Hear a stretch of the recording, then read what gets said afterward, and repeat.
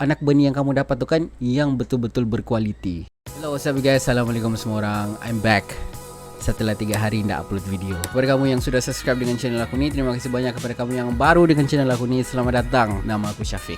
Alright guys, dalam video ni kan aku akan share dengan kamu 3 benda yang kamu perlu tahu sebelum kamu tanam sawit. Dan benda ni dia perlu kena rancangan dengan teliti sebelum kamu tanam sawit dan rugi selama 25 tahun. Mungkin ada di antara kamu yang heran kan kenapa tiba-tiba aku cerita pasal sawit ni kan. Sikit cerita pasal aku ni guys. Sebelum ni aku kerja di MPOB selama 7 tahun. MPOB ni Malaysian Palm Oil Board ataupun dalam bahasa Melayu dia Lembaga Minyak Sawit Malaysia. Aku bertugas di bawah unit khidmat pengembangan. Aku punya jawatan penolong pegawai penyelidik. Tahun terakhir aku berkhidmat di MPOB ni tahun lalu 2020. So kembali kepada topik utama, let's go.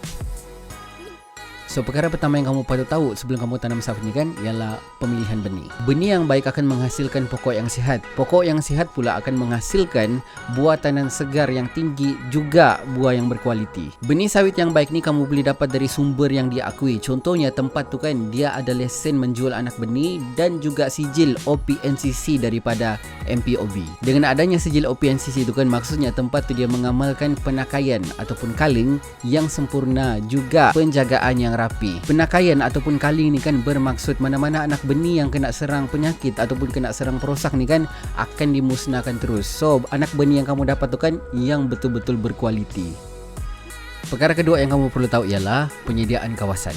Perkara-perkara kritikal yang perlu kena rancang ialah jarak tanaman, barisan longgok ataupun kawasan di mana sisa-sisa pembersihan ditempatkan, bakal lorong tuai, jalan ladang dan juga parit. Kita ambil satu contoh, kalau jarak tanaman tidak dirancang dengan baik. Kalau jarak sawit ditanam terlalu dekat, pelepah-pelepah pokok akan bertindih. Bila pelepah bertindih, pokok akan kurang mendapat cahaya matahari.